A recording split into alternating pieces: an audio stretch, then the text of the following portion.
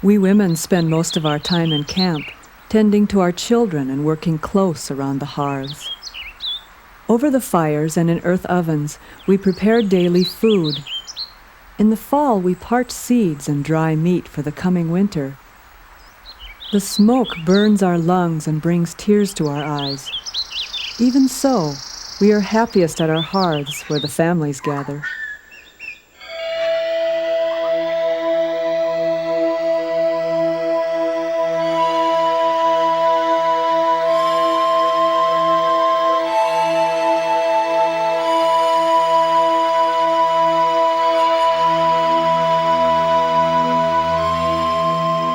Not even the old ones remember when the people were first drawn to this special place. We came from far away where mountains were few and the air was dry. Water, wood, and food were scarce, and we often went hungry. Weak, with few possessions, we left that place, never to return. My people like it here. We live peacefully with one another, in harmony with this land favored by the spirits of the deer.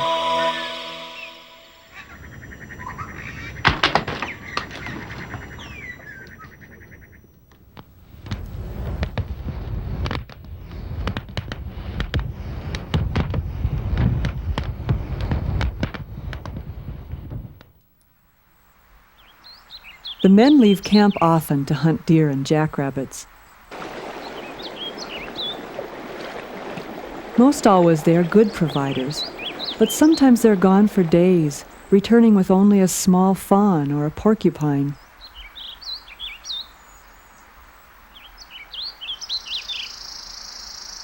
When that happens, we are saddened, feeling that we may have somehow offended the spirits.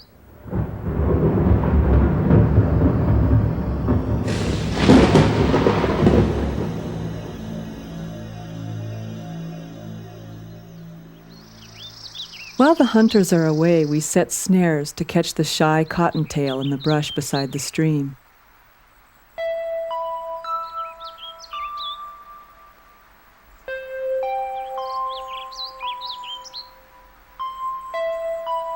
The children and old ones help gather berries and collect firewood. When seeds of the prickly pear and goosefoot are ready, we collect them and dry them in the sun.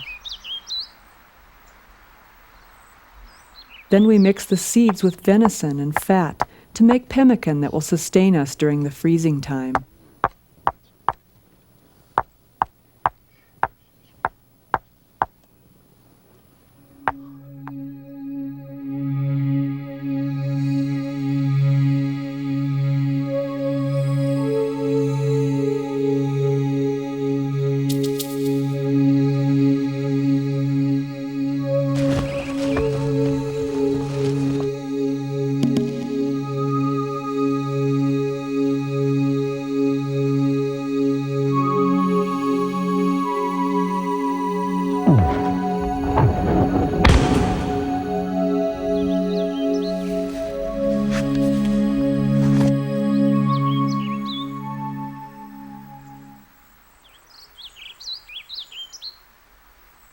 Barton Gulch archaeological site that we've been investigating for the last 6 years is truly a remarkable late paleoindian site.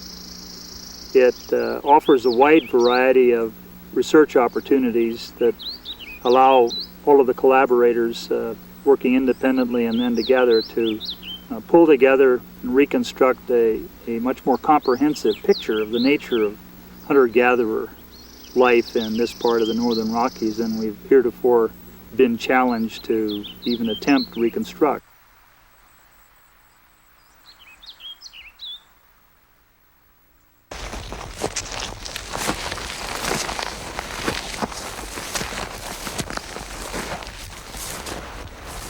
From this vantage, you can look out over the entire valley of Barton Gulch, looking west toward the Ruby Range.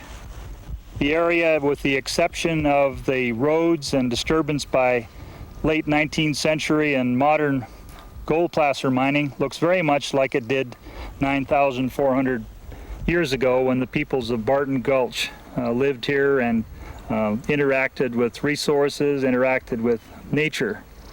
It's really a semi-arid basin inside the northern Rocky Mountains, but it has perennial water, a wide variety of vegetation, many of the types of which are utilized by early Native Americans.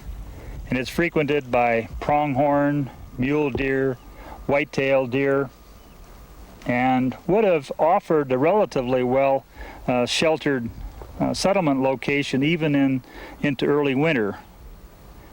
It, I think, inspires a new sense of awareness of how many people were actually in this part of the world 9,400 years ago. I mean, that's actually only 2,000 years after the earliest presence of humans has been documented in this part of the New World. But there were many people here, and they were camping here in large numbers, probably groups of people associated with one another through kinship, who moved around intermittently, taking advantage of the best resource opportunities that were available to them. This place was an uncommon attraction, it seems. There not only was a wide range of mineral, animal, and plant resources, and shelter and fuel and fresh water, but it was a place where sufficient resources were available that large numbers of people, say perhaps 120 to 150 people, were able to camp together at a single time, perhaps for weeks.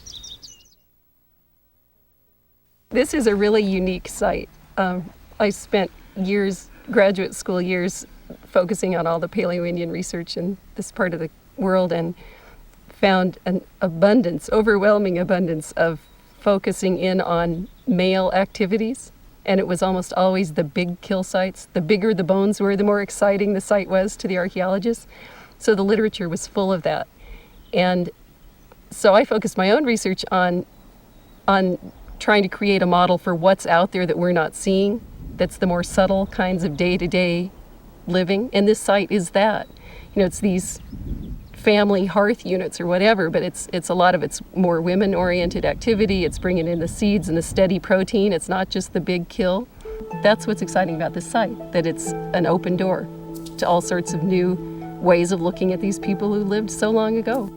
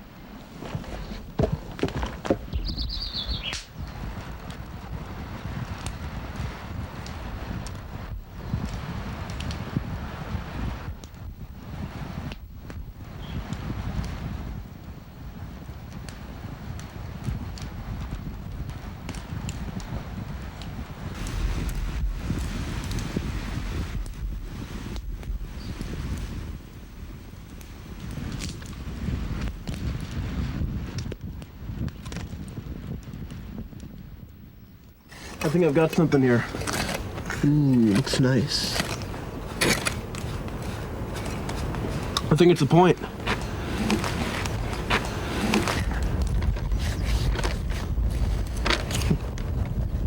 That's it. Wow. Is it complete? Yeah, I think it is. Right. Look at that. Great. What is it? Is it chert? Oh no, it's obsidian. How about the grinding? Is it ground? You feel it. Look at that. Wash it off. Yeah. Right, someone got a wash basin? Bucket. Where's the bucket? Bucket of water. Is it whole? Yeah. Yeah. This is a beautiful piece. Complete. Yeah, take a look at this.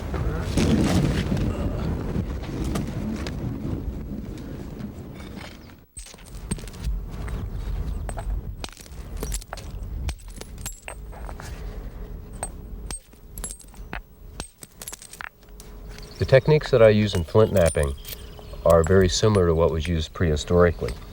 I use a sandstone hammer to literally chip the flakes off the underside of the piece that I'm working. And I later changed to a pressure flaker, either an antler tine or a copper tip tine, to push flakes off.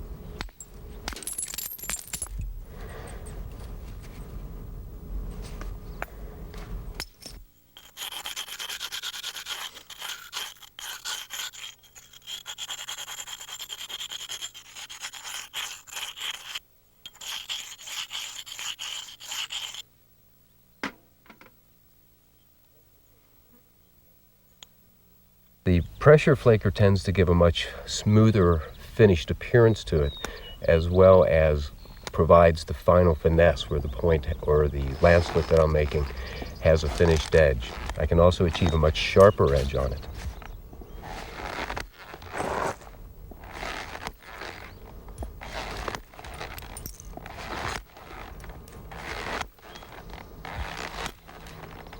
Unlike a lot of other flint knappers, I have not gone into the aspect of trying to be perfect in the manufacturing or to try to go into aesthetically attractive pieces. I try to keep my flint knapping more to the level of what the Indians actually did or what was done prehistorically.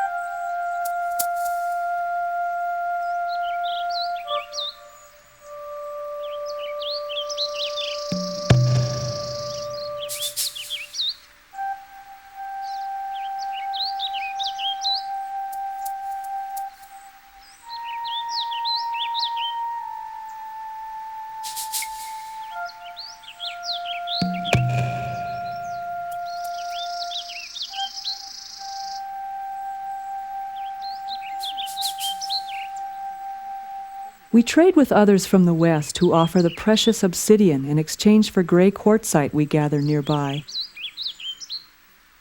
The obsidian is flaked by our knappers into sharp points that they attach to atlatl darts.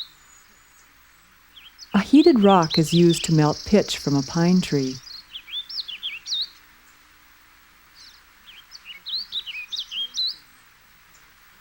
The hunters chew deer sinew until it is pliable. Then they stretch the moist sinew and wrap each point securely to a dart.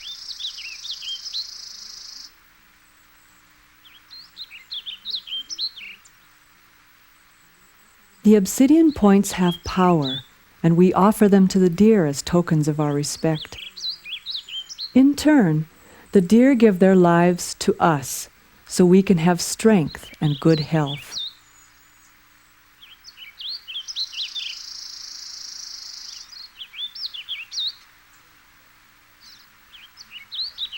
The earliest evidence of it is in the Upper Paleolithic of Western Europe, about 25,000 years ago. And it is the dominant hunting weapon system in the Americas, throughout the Americas, for at least the first 9,000 years. And at Barton Gulch, 9,400 years ago, people were hunting deer and probably jackrabbits using the atlatl.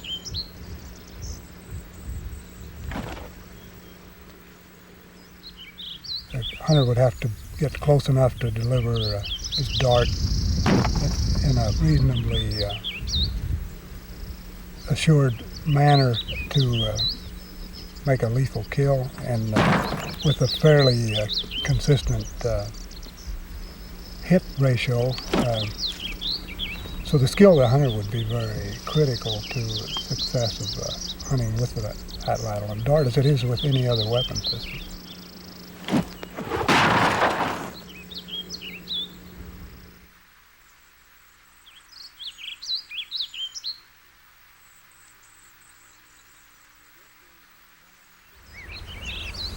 This is one of the 16 paleo kitchens located at the Barton Gulch site.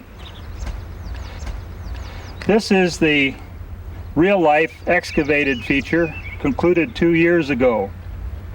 We've already recovered all of the archaeological materials, the animal remains, the plant remains from this particular feature, which was really loaded and extremely informative. There are three classes of features.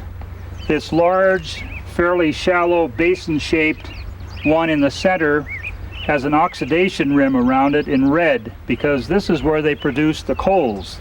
They burned pine, willow, and sagebrush in large amounts and took the coals from that big feature, put it in the bottom of these large, deep features that go around it. Here there's 1, 2, 3, 4, 5 ovens.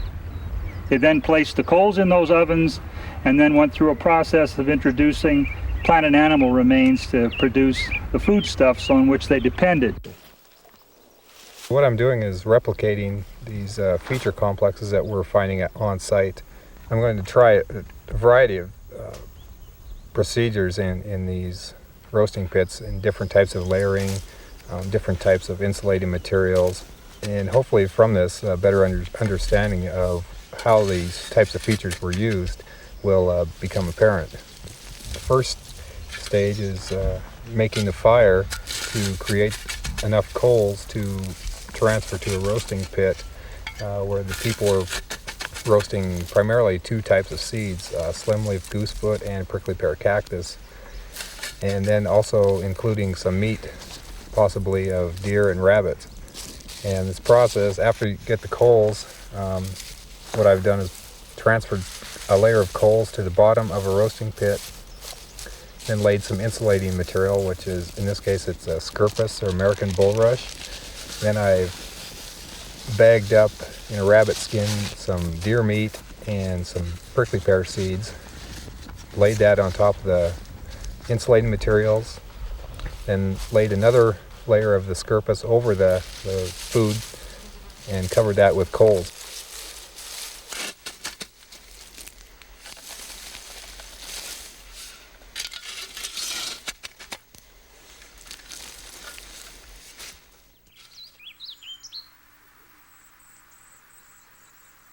To date, I've identified 31 taxa of plant species in the macrofossil record, all of which can be found either on site or in very close proximity to the site.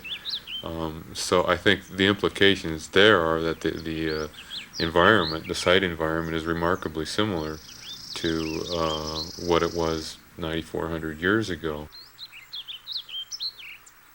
The cooking features at Barton Gulch are filled with charcoal, and I think at this point 3 species have been identified: sagebrush, pine, and willow. And of course those species are out there now. There are actually several species of pine. The most common in the immediate vicinity of the site would be limber pine, but we don't have the ability at the moment to actually identify the pine charcoal to species. We just know it's from the same genus, Pinus. Far and away the most abundant food species are prickly pear and goosefoot is actually the most abundant. I'm also picking up other species in some of the hearths, although not nearly as abundant as the goosefoot and the prickly pear seeds. And some of these species, if you look at the ethnohistoric record and the contemporary record of plant use among Native Americans, you see that the only uses for some of these species is for medicinal purposes. And so I think overall, if you looked at the plant record at Barton Gulch, it's telling us that not only are these people involved with carefully thought out cooking and processing of plant foods, but they were also involved with the exploitation of plants as medicinal remedies also. My research is involved with trying to learn what species of animals are present at the site. Deer are the most abundant species far and away, with rabbit, both cottontail and jackrabbit, probably coming in second. We have a very small number of bones of porcupine and other rodents. Secondly, I'm trying to determine whether these bones were all brought in, whether the animals were brought in by the peoples living at the site and consumed, or whether they were brought in by scavengers or by other natural processes. It's quite clear that the deer were being consumed by the peoples living at the site. Many of the bones have cut marks on them from stone tools, from skinning and butchery, removal of meat, and so forth. And many of the leg bones that contain marrow have been broken open, and the hammerstone impact scars, where the people hit the bone with a hammerstone to break it open, are very evident, very clear. The bones have been fairly thoroughly pulverized. Very few of the bones are still complete. This indicates to us that the people were using the carcasses fairly thoroughly.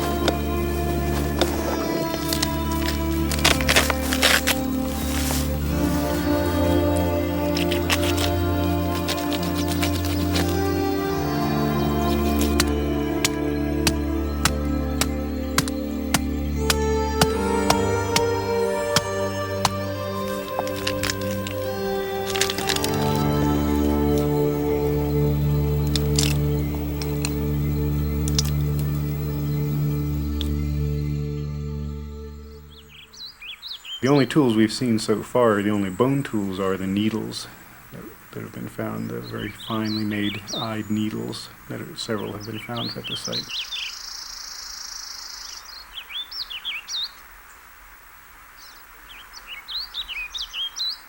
These bone needles are unusual. They've not been found in large numbers at other sites from this time period.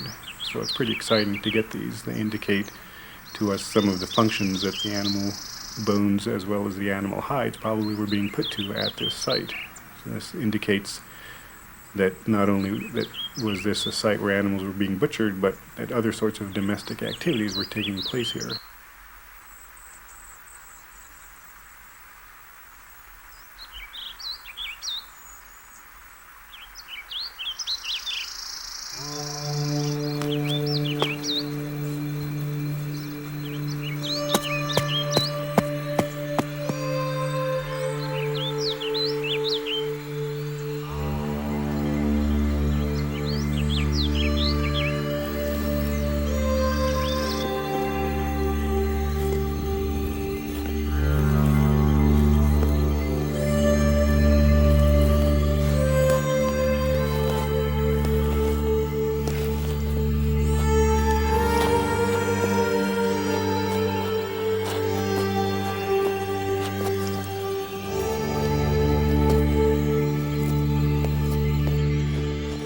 Well, every year we add to our database our array of tools, some of the special bone items, the eyed needles, are really unique for this time period. You know, every day it's sort of like Christmas. They uncover new things. And if you look at this site with this wonderful floor plan of the so-called paleo kitchens and the little earth ovens, etc., and many, many of these scrapers that are hide working tools that are in all shapes, all lithic materials, all sizes, there was a lot more going on than just a little hunting.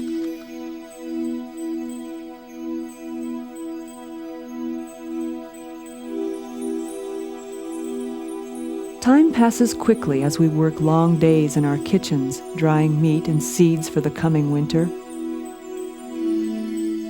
The days are getting shorter now, and the nights colder.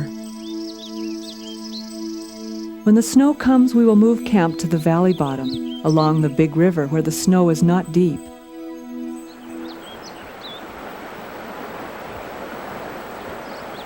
The old ones tell us that recent summers have been hotter and longer than those of their youth. The stream flows with less water than before, and there is less grass for the deer and the antelope.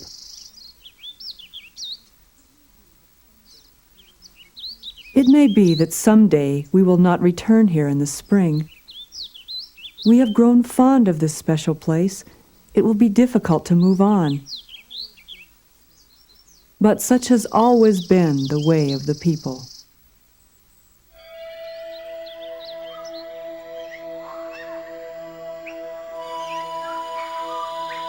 Archaeology and the allied disciplines that contribute information about paleo environments and past ecological systems are virtually the only way that we have of looking into deep human pasts on our planet.